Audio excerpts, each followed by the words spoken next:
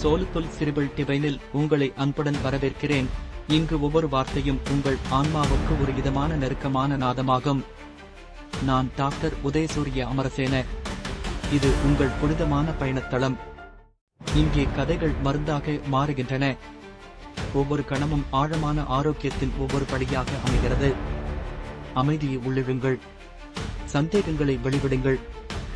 உங்கள் உடலை பேணவும், உங்கள் மனதை அமைதிப்படுத்தவும், உங்கள் ஆன்மாவை விழிப்பூட்டவும் உதவும் சிந்தனையுள்ள ஒலி, காலங்கடந்த உண்மை மற்றும் நன்றாய் வாழ இயற்கையுடன் இணைந்த வாழ்வியல் முறைமைகளை இங்கு நீங்கள் காணலாம். அதிக குழப்பத்தில் நிலைதடுமாறாமை, இருளில் வெளிச்சம் அல்லது தரித்திருக்க இதமான ஒரிடம் நீங்கள் தேடிக்கொண்டிருப்பீர்களேயானால் நீங்கள் உங்கள் வீட்டிற்குத்தானே வந்துள்ளீர்கள்.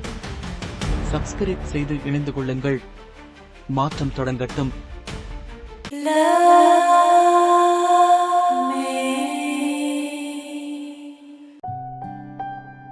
அத்தியாயம் 5. உடைந்த இதயம். காதல் வலி மற்றும் நரம்பியல் அறிவியல். மீண்டும் சோல்ஃபுல் ஸ்பிரிச்சுவல் டிவைன் சேனலுக்கு வரவேற்கிறேன். நான் உங்கள் டாக்டர் உதயசூரிய அமரசேன. காதலின் விஞ்ஞானம் தொடரின் 5வது அத்தியாயத்தில் நாம் எல்லாம் சந்திக்கக்கூடிய ஒரு ஆழமான உணர்வை அணுகப் போகிறோம். ஆம், அதுதான் இதயப்பிளவு வேதனை. காதல் முறிவுற்று முடிவுக்கு வரும்போது உங்கள் மூளையில் என்ன நடக்கிறது? இதய முடிவின் நரம்பியல் அறிவியலை மற்றும் நம்மை மீண்டும் நிமிரச் செய்யும் நம்பிக்கையை நாம் இன்று ஆய்வு செய்யப் போகிறோம்.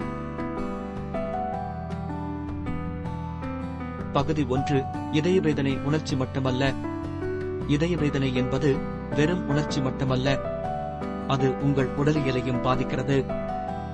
நீங்கள் நெருக்கமாக காதலித்த ஒருவரை இழக்கும் போது உங்கள் மூளை உடல் வலி போலவே அதனை அனுபவிக்கிறது.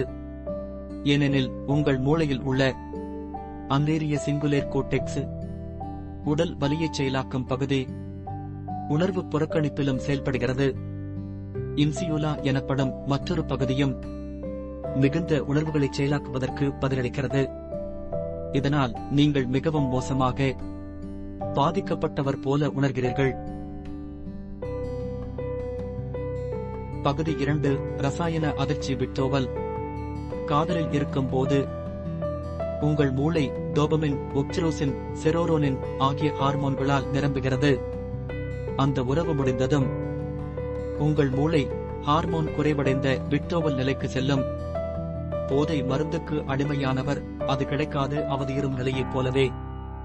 இது உங்கள் மூளையின் பலவீனம் அல்ல, இது உங்கள் மூளை மீண்டும் குறித்த ஹார்மோன்களின் சமநிலையை தேடுவதன் அறிகுறி. பகுதி 3. துக்கமடைந்த மூளைக்கான மாற்று வழிகள். இதயவேதனை நிகழும் போது மூளையின் துக்கமடைந்த மூளைக்கான மாற்று வழிகள், அதாவது கிரீவ் சேர்க்குயூட் செயல்படுகின்றன. அமிக்டலா மற்றும் பிரிபுரண்டல் கோர்டெக்ஸ் ஆகியவை இதில் அடங்கும். அமிக்டலா பயத்தையும் பழைய நினைவுகளையும் தூண்டும். பிரிபுரண்டல் கோர்டெக்ஸ் இந்த உணர்வுகளை நியாயப்படுத்த முயற்சிக்கிறது. இந்த இரண்டின் போதலே நீங்கள் மிகவும் குழப்பத்துடன் உணர்ச்சி மிக்கவராக உணர்வதற்கான காரணம். பகுதி 4. அறிவியல் அடிப்படையிலான சிகிச்சைகள். உங்கள் மூளை மீண்டும் சீரடைய முடியும். இதோ சில அறிவியல் ஆதாரபூர்வமான வழிகள். 1.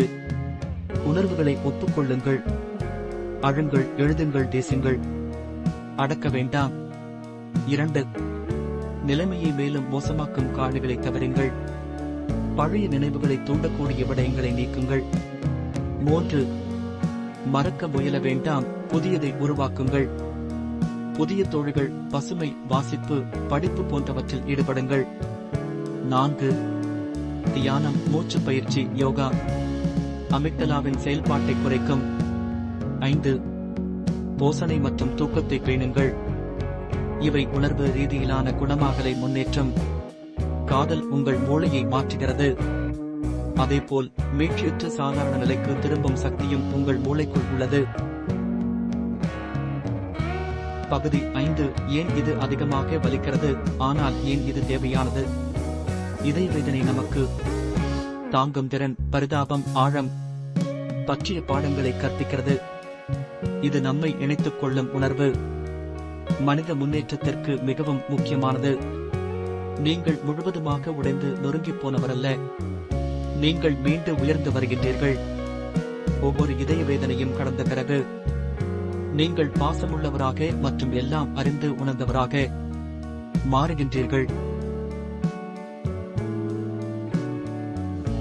இந்த வீடியோ உங்களின் உள்ளத்தை தொட்டிருக்கிறதா? தயவு செய்து விருப்ப குறியீட்டினை அழுத்துங்கள். தங்கள் கருத்துக்களை பதிவிடுங்கள், மற்றவர்களுடன் பகிருங்கள் மற்றும் சோல் புல் சிரிப்பில் டிவைனில் இணையுங்கள். இதயம், மூளை மற்றும் ஆன்மாவின் பயணங்களை தொடர நான் உங்கள் டாக்டர் உதயசூரிய அமரசேன. உங்கள் மனதை மற்றும் இதயத்தை பாதுகாத்து வளருங்கள்.